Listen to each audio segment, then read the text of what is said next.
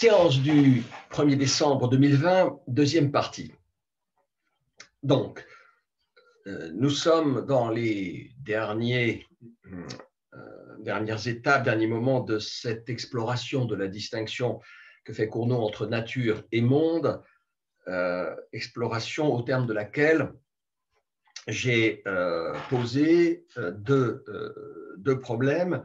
Le premier était relatif à la distance des planètes par rapport au Soleil, et j'ai évoqué la loi dite de Titius-Bode.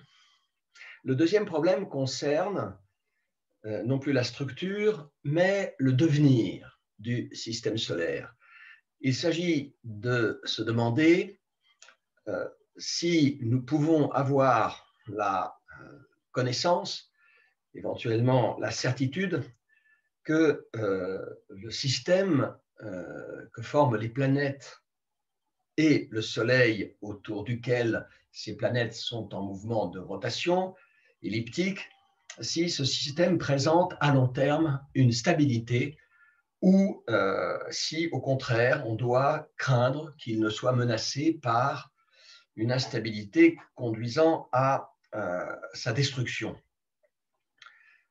Alors, je l'avais dit, ce problème va se poser à partir du moment où Isaac Newton va, à la fin du XVIIe siècle, réussir ce qu'il faut bien considérer comme une remarquable performance scientifique et même un exploit scientifique qui consiste à unifier les mécanismes du monde physique terrestre et ceux du monde physique céleste sous une seule et unique loi, la loi de l'attraction universelle, de la gravitation universelle.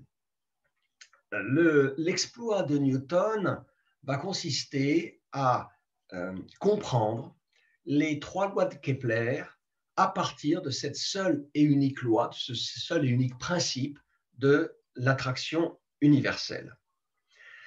Et c'est là un mouvement d'ailleurs caractéristique du progrès scientifique et l'une des attestations les plus indiscutables, les plus éloquentes de la réalité du progrès scientifique, à savoir que cette capacité d'unifier a posteriori ce qui apparaissait dans un premier temps comme des lois dont l'origine, dont la nécessité n'était pas intrinsèquement compréhensible, eh bien de les rapporter à une loi d'ordre supérieur qui en rend compte, en même temps d'ailleurs qu'elle rencontre d'autres types de lois, qu'elle rencontre d'autres phénomènes dans l'univers physique.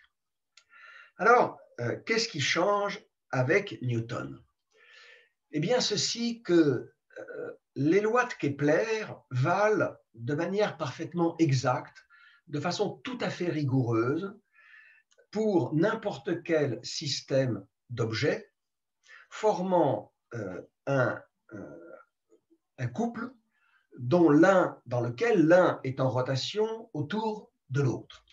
Qu'il s'agisse des planètes autour du Soleil, de la Lune autour de la Terre ou de n'importe quel des satellites artificiels que nous avons lancés en orbite autour de notre planète.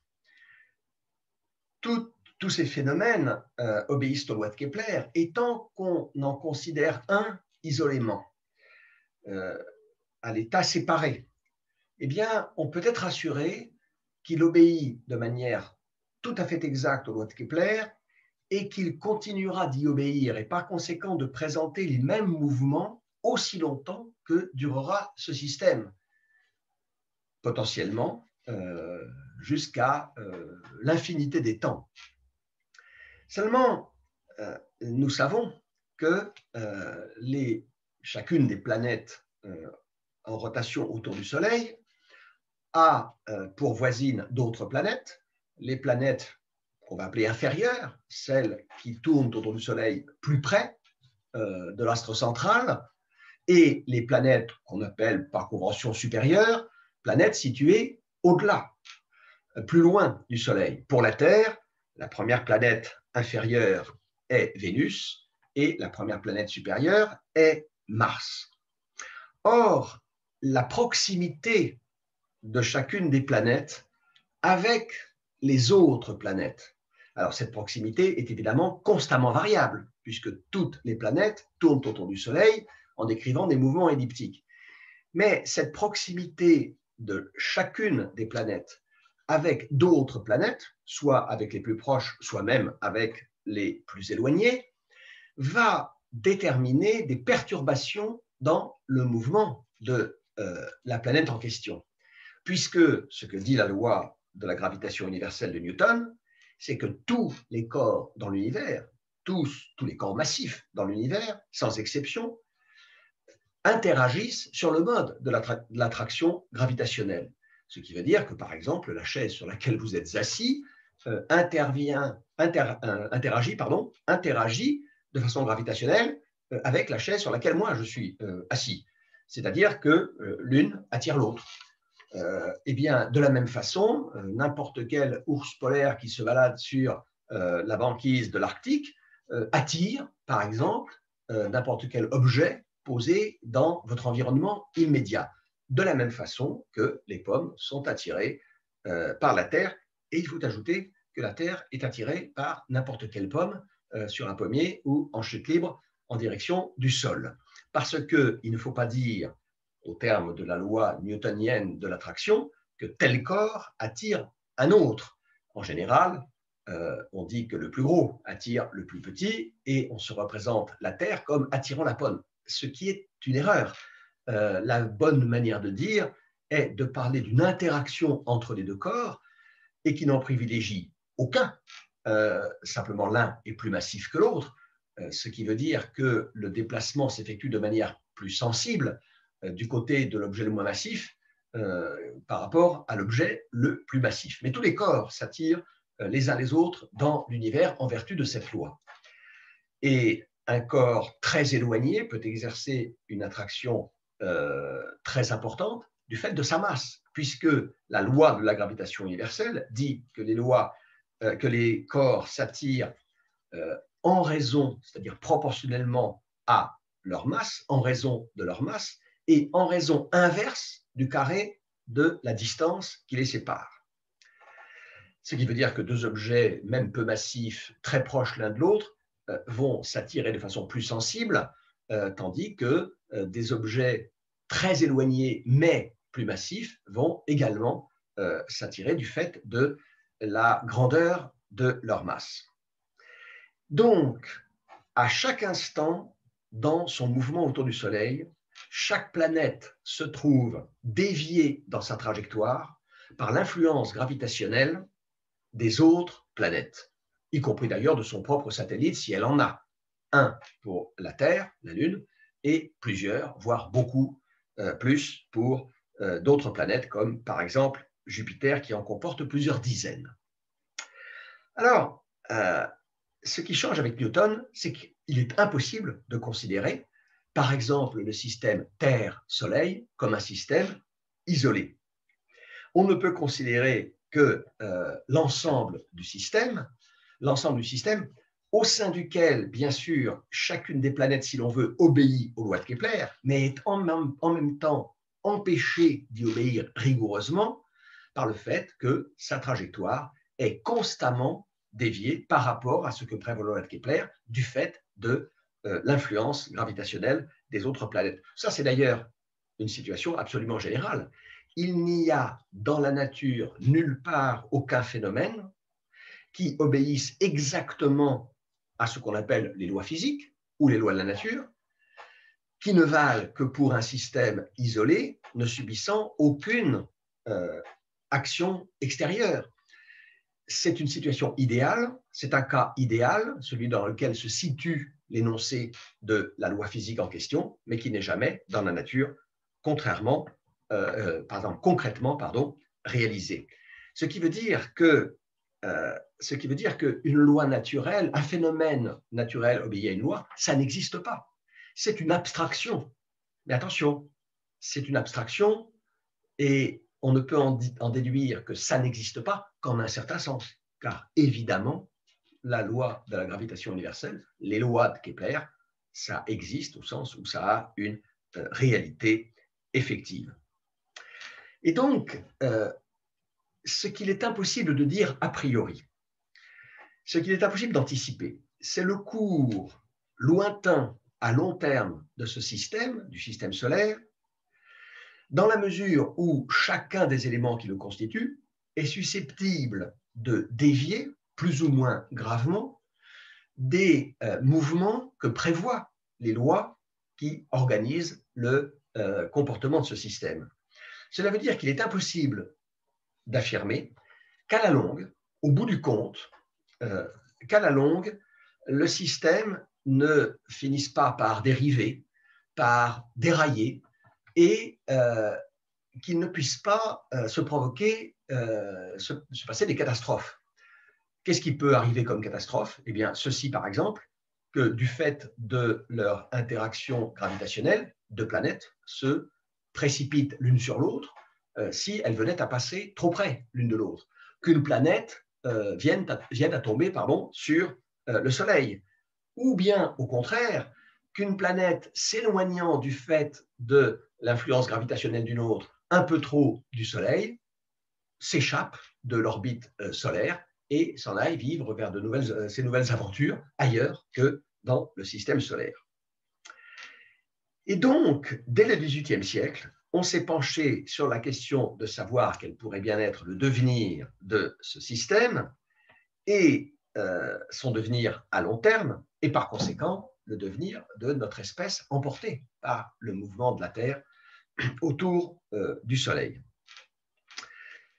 Ce qui est en question, c'est donc ce que Cournot appelait, dans la citation que j'ai prononcée au début de la première partie de cette séance d'aujourd'hui, ce que Cournot appelait les destinées futures du système solaire. Eh bien, il apparaît avec Newton que ces destinées futures sont essentiellement vouées à être, du moins pour nous, incertaines.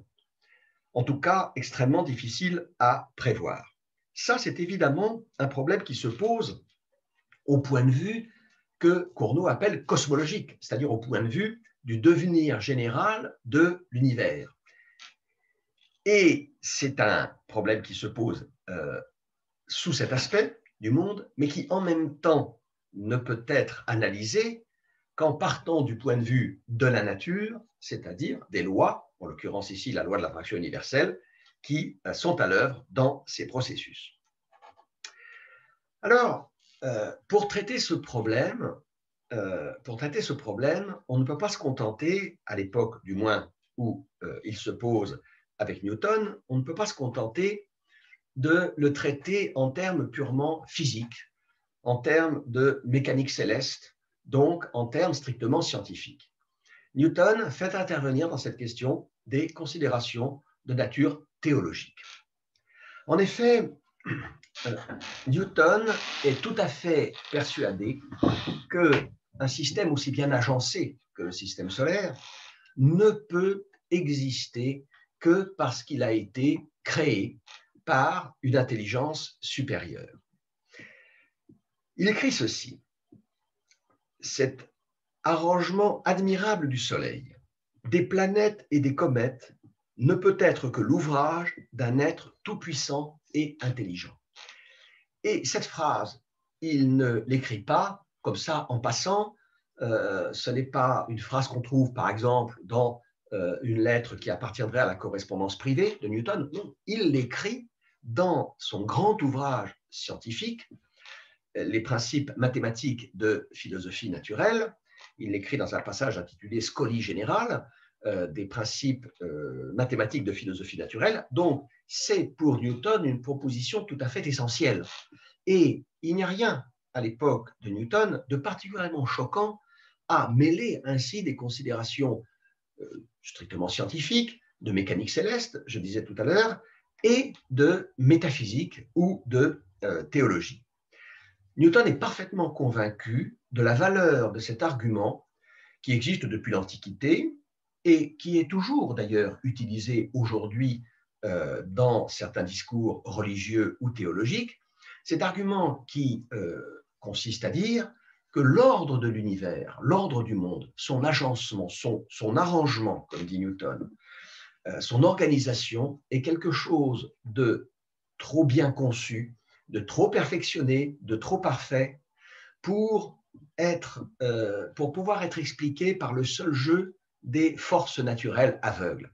Il faut, ces forces naturelles agissant bien sûr, il faut que l'action de ces forces soit dirigée, soit organisée, soit guidée par ce qu'on appelle encore aujourd'hui, par exemple dans le langage des créationnistes américains, par un dessin intelligent, intelligent design. Et bien, intelligent design, c'est une formule qui convient parfaitement à Newton.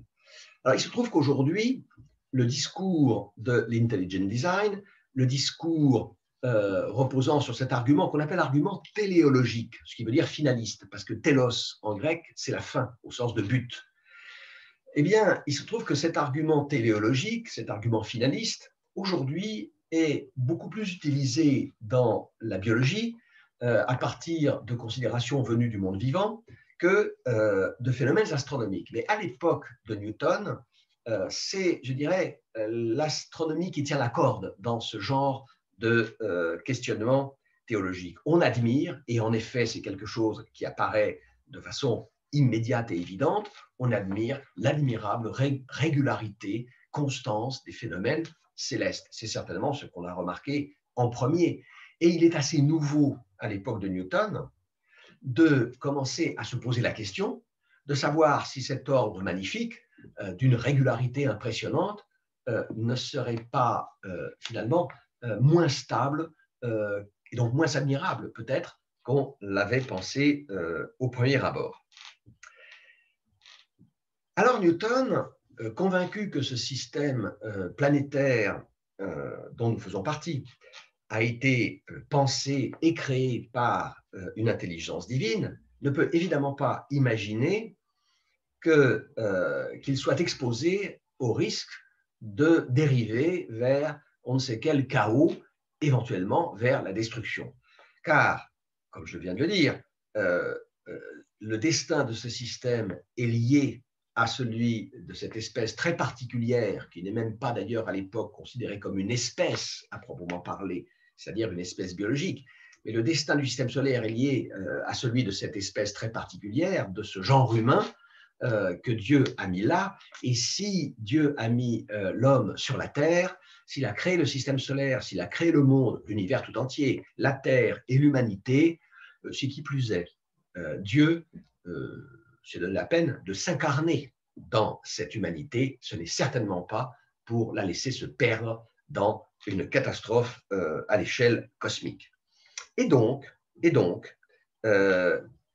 Newton va tirer de ces considérations à la fois physiques, mécaniques et téléologiques, finalistes, et donc aussi de ces considérations théologiques, il va tirer la conclusion suivante qu'on lit à la fin du traité d'optique de 1704. Parce qu'il faut savoir que dans le domaine scientifique, l'œuvre optique de Newton est d'une importance tout aussi grande que ce qu'il a découvert dans le domaine de la mécanique.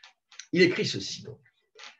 Tandis que les comètes se meuvent en tous sens dans des orbes extrêmement excentriques, un destin aveugle ne pourrait jamais faire mouvoir toutes les planètes en un même sens dans des orbes concentriques, à quelques irrégularités près de nulle importance, lesquelles peuvent provenir de l'action mutuelle que les comètes et les planètes exercent les unes sur les autres, et qui seront sujettes à augmenter jusqu'à ce que ce système nécessite une révision. Révision est ici le mot important. Qui signifie ceci, que Dieu, créateur du système solaire comprenant la Terre sur laquelle nous effectuons nos petites rotations annuelles, diurnes évidemment, chaque jour, la Terre tourne sur elle-même, puis annuelle, la Terre tourne autour du Soleil, eh bien, cet immense système, ce grandiose agencement des planètes doit être périodiquement envoyé à la révision exactement comme nous envoyons nos bagnoles à la révision chez le garagiste. Et ça, c'est une éventualité, c'est une possibilité qui, aux yeux de Newton, est une nécessité. C'est une éventualité qui va choquer profondément un autre esprit tout aussi immense que celui de Newton, à savoir celui de Leibniz. Leibniz, à l'époque de Newton, est une célébrité scientifique et philosophique. Je vais revenir sur ces deux aspects. Alors, Leibniz est tout à fait fâché. Il est très offusqué à l'idée que Dieu puisse être soupçonné de n'avoir pas été capable de créer un système du monde d'emblée suffisamment parfait pour pouvoir continuer à suivre son cours sans avoir besoin périodiquement d'être remis sur les rails. Et donc, l'hypothèse d'une réparation périodique du système solaire est tout à fait insupportable à Leibniz, et cela va déterminer entre Leibniz et Newton une dispute, un débat scientifico-théologique, une discussion très vive, comme d'ailleurs l'époque les affectionnait dans le domaine des sciences et de la philosophie. Il va s'en suivre une correspondance entre Leibniz et Newton, encore que Newton ne va pas directement s'entretenir par lettres avec Leibniz. Newton considérait comme au-dessous de sa condition de descendre dans l'arène des discussions, des débats et des polémiques. Et donc, il va déléguer ce rôle à l'un de ses disciples, Samuel Clarke, ça s'écrit C-L-A-R-K-E, et c'est Samuel Clarke qui, dans une série de lettres échangées avec Leibniz, va servir de porte-parole à Newton. En fait, cette discussion donc scientifique et surtout théologique, métaphysique, n'est pas la seule pomme de discorde entre Leibniz et Newton. Il y avait d'abord entre eux une fâcheuse querelle de priorité dans la découverte de ce qu'on appelle aujourd'hui le calcul infinitésimal, c'est-à-dire le calcul différentiel et intégral. Cette découverte a été faite à peu près conjointement par Newton et par Leibniz. Bon, c'est plutôt à Leibniz qui a revu l'avantage, dans la mesure où, d'abord, il avait sans doute réellement la priorité, et ensuite, c'est bien la notation de Leibniz et non celle de Newton qu'on a retenue pour manipuler le calcul différentiel et intégral. Donc, il y avait cette querelle de priorité qui s'est passablement envenimée. Et puis, la correspondance entre Leibniz et Clarke ne porte pas seulement sur cette question de la réflexion périodique du système solaire, elle porte aussi sur des questions à la fois physiques, métaphysiques et encore une fois théologiques, qui concernent la nature de l'espace. Voilà. Qu'est-ce que l'espace physique? La chose peut ne pas paraître poser beaucoup de problèmes. En vérité, la nature, le statut de ce qu'on appelle l'espace, ce lieu dans lequel nous évoluons et nous déplaçons, est quelque chose qui, depuis très longtemps, depuis l'Antiquité, eh bien, suscite des débats métaphysiques. Alors, quelle est la position de Leibniz?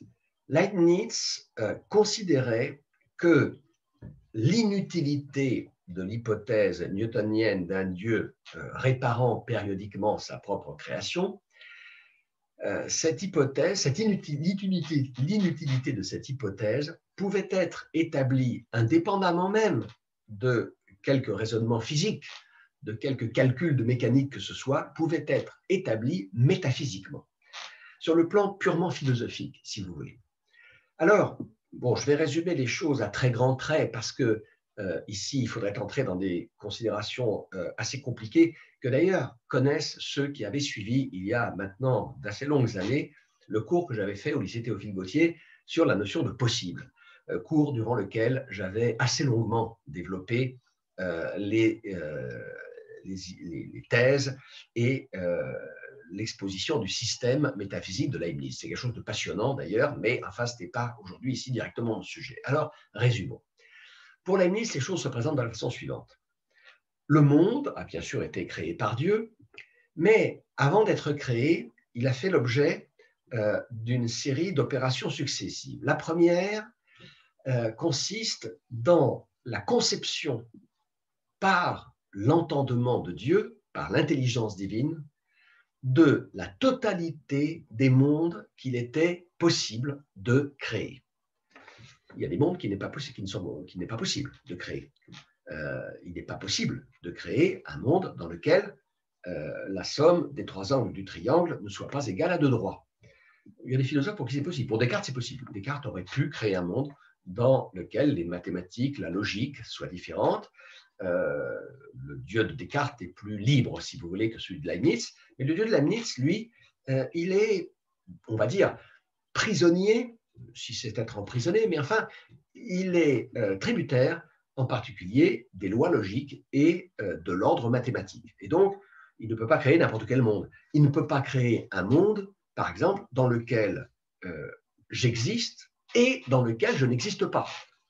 Alors, il peut, Leibniz, le Dieu de Leibniz, peut avoir créé un monde dans lequel le destin de ma personne soit différent de ce qu'il a été. Et même, on peut dire que le Dieu de Leibniz peut concevoir, et il aurait pu éventuellement créer, une infinité de mondes dans lesquels j'existe avec une infinité de destins différents. Serait-ce par d'infimes détails. Le monde dans lequel je me trouve est un monde tel que je peux avoir épousé telle personne, avoir embrassé telle profession, avoir telles opinions, par exemple philosophiques ou politiques.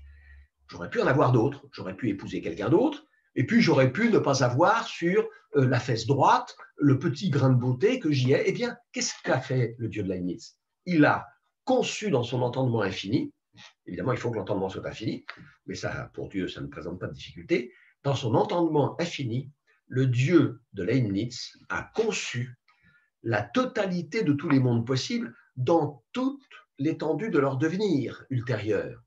À chaque fois que se produit un événement, une bifurcation se produit. Par exemple, bon, il paraît que Mick Jagger et Keith Richards se sont rencontrés par hasard en s'asseyant l'un à côté de l'autre sur la banquette d'un train de banlieue. Si cette conjonction ne s'était pas produite, si l'un des deux avait pris le train suivant, s'il s'était assis l'un à un bout, l'autre à l'autre bout de la même voiture dans le train, eh bien, les Rolling Stones n'auraient pas existé, ce qui aurait été fort dommage, et en tout cas, ce qui aurait modifié sensiblement l'allure du monde, puisque ce groupe de rock'n'roll est connu dans le monde entier. Donc, à chaque instant se produisent des bifurcations. Qu'est-ce que fait Dieu? Dieu se représente toutes les bifurcations. Il les évalue, il les compare. Alors, selon des critères sur lesquels je n'ai pas le temps ici de m'étendre, ça nous conduirait trop loin, il compare tous les mondes possibles et il crée le meilleur des mondes possibles. Il ne faut jamais dire que pour Leibniz, nous vivons dans le meilleur des mondes. Nous vivons dans le meilleur des mondes possibles. Possible parce que, d'abord, il y a des mondes impossibles, comme je l'ai montré, et puis, il y a des mondes, dans chaque monde, les possibilités réalisées vont impliquer d'autres réalisations et empêcher d'autres réalisations. Dieu crée le meilleur des mondes possibles. Eh bien, dit Leibniz, il est impossible que dans le meilleur des mondes possibles, Dieu ait laissé le système solaire exposé à une catastrophe telle que celle que prévoit Newton si Dieu n'intervient pas périodiquement pour réparer sa création. Et aux yeux de Leibniz, il est tout à fait indigne de la nature divine, de la supposée contrainte de revenir périodiquement sur sa création pour la rafistoler. Si vous voulez, le dieu de Newton ressemble un peu aux yeux de Leibniz à un horloger chez qui il faudrait rapporter chaque mois la montre ou la pendule que vous avez achetée pour qu'il la remette un peu en état et qu'elle continue de donner l'heure. Le bon horloger, c'est celui qui vous fabrique une montre qui n'a besoin que rarement d'être, disons, un tout petit peu rectifiée pour qu'elle continue à donner l'heure. Évidemment, il n'y a pas de monde parfait. Pourquoi? Parce que nous ne sommes pas Dieu et que nous ne sommes pas capables de créer la meilleure des mondes possibles. Et donc, voilà, pour Leibniz, il est quasiment blasphématoire de produire une hypothèse semblable à celle qu'imagine Newton pour assurer la stabilité du système solaire. Évidemment, on ne pouvait pas, on ne peut pas imaginer que Newton ne réplique pas à Leibniz par l'entremise de Samuel Clarke. En fait, Newton répond ceci. Vous m'accusez, monsieur Leibniz, de contraindre Dieu à intervenir sans cesse par de nouveaux miracles pour remettre sur les rails une création sans cesse menacée de déraillement. Newton dit, non, je ne suis pas si naïf, je n'imagine pas que Dieu s'aperçoive comme ça de temps en temps que le système solaire est en train de glisser sur la mauvaise pente et qu'on comprenne qu'il ne l'avait pas créé aussi bien qu'il aurait dû et revienne sur sa création pour la raccommoder. Non, c'est pas ça. Newton dit, Dieu avait prévu dans son immense sagesse, dès le départ, au moment de la création, il avait non seulement prévu les lois de Kepler, qui doivent régir le mouvement des planètes autour du Soleil, mais il avait aussi prévu la nécessité d'intervenir et par conséquent, il n'y a aucune étourderie de Dieu, aucune insuffisance dans sa création, puisque les petites manipulations auxquelles il se livre sur le système solaire font partie du plan initial de la création. Et en contre-attaquant, ou plutôt en se défendant, Newton contre-attaque. Il contre-attaque et il va lancer contre Leibniz un soupçon qui à l'époque était grave et qui est le suivant. Il dit, ben oui, moi l'avantage de ma façon de voir, dit Newton, c'est que moi je ne réduis pas Dieu à l'inutilité une fois qu'il a créé le monde. Le Dieu de Leibniz, il crée le monde et puis après, ma foi, le monde peut très bien se passer de lui. Et ça, dit Newton, ça nous conduit tout droit à l'athéisme. Voici ce qu'écrit Newton. Si on assimile le monde à, je cite Newton, ouvrez les guillemets, une grande machine qui se meut sans que Dieu y intervienne, comme une horloge continue de se mouvoir sans le secours de l'horloger. Eh bien, dit Newton, cela, je le cite, introduit le matérialisme et la fatalité. Cela introduit le matérialisme et la fatalité. Le matérialisme, pourquoi? Eh bien, parce que vous admettez que les seules lois de la matière suffisent à assurer le bon fonctionnement de l'univers. Quelle fatalité? Il faut entendre ici par fatalité, non pas un destin qui serait écrit d'avance, mais il faut entendre la nécessité. Ça veut dire que, au fond, vous placez le monde sous l'autorité, sous la juridiction de ses propres lois nécessaires et vous dispensez Dieu de quelque action dans ce monde. C'est-à-dire que vous annulez une dimension de la divinité que Newton va présenter immédiatement après en disant ceci. Et sous prétexte de faire de Dieu une intelligentsia supramundana, une intelligence supramondaine, c'est une intelligence située tellement au-dessus du monde qu'elle n'a plus aucun rapport avec le monde. Sous prétexte de faire de Dieu une intelligentsia supramundana, elle tend, la conception de Leibniz, elle tend effectivement à bannir du monde la providence et le gouvernement de Dieu.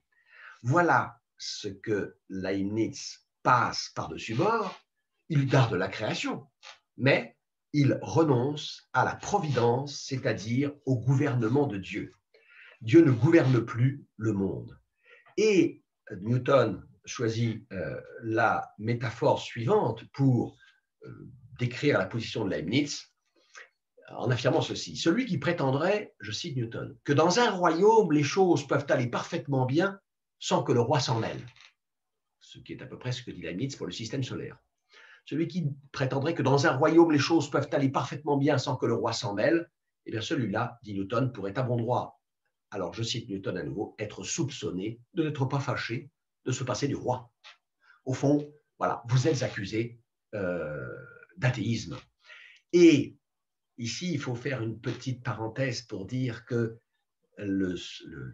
l'imputation, l'accusation que lance ici Newton contre Leibniz était très grave parce que fatalité, matérialisme, athéisme, ce sont des termes qui, même si le nom n'est pas prononcé, renvoie directement à une philosophie particulière qui est représentée comme l'abomination des abominations à l'époque où vivent Newton et Leibniz, c'est la philosophie de Spinoza.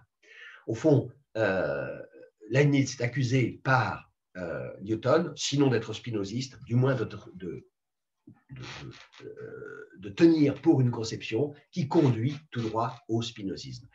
Il n'y a pas beaucoup de philosophes qui, à partir de la fin du XVIIe et durant tout le XVIIIe siècle et un peu plus tard même, il n'y a pas beaucoup de philosophes qui n'aient eu à se défendre à un moment ou à un autre contre le soupçon que leur système conduise à quelque chose qui pouvait se rapprocher de la philosophie de Spinoza.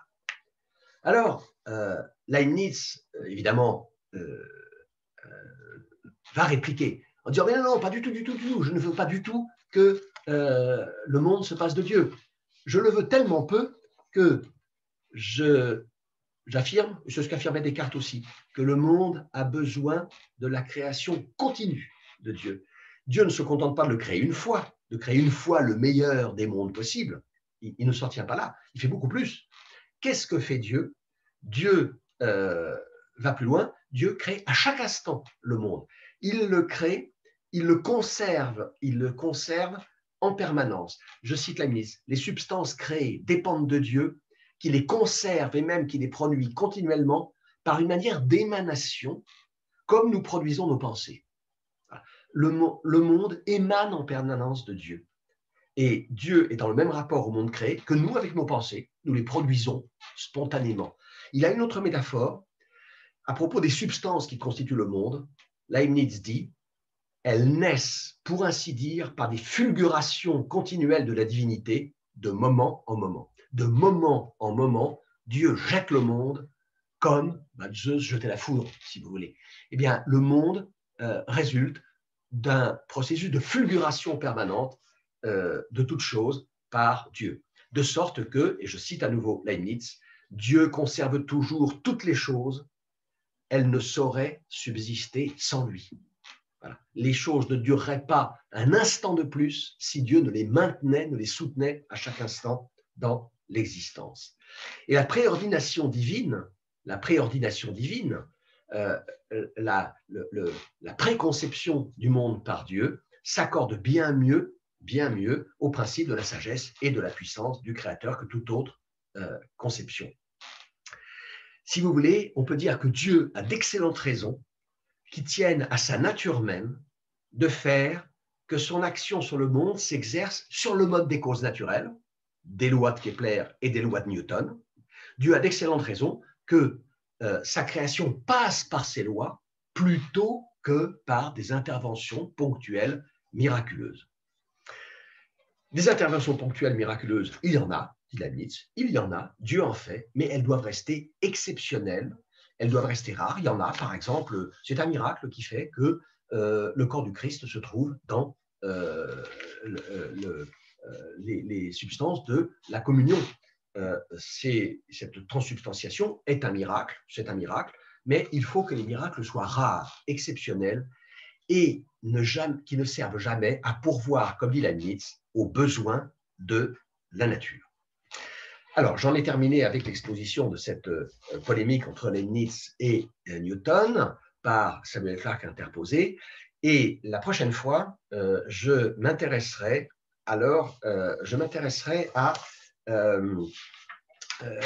au devenir de ce problème de la stabilité, de l'instabilité de l'univers après le XVIIIe siècle, parce que la querelle va se terminer sans vainqueur ni vaincu, Leibniz va mourir, Newton ne s'occupera plus de cette question, ou du moins pas sur le mode de la discussion polémique comme avec Leibniz, mais le problème va continuer d'exister, de se poser, et jusqu'à aujourd'hui, c'est un problème qui fait l'objet d'un examen dans le cadre de la mécanique céleste dans son état actuel. Donc je vous dis à la semaine prochaine pour la suite de ce feuilleton au suspense infernal, avant que nous passions à la partie suivante qui nous conduira vers des horizons complètement différents sur le plan philosophique. Je vous remercie et je vous dis à la prochaine fois.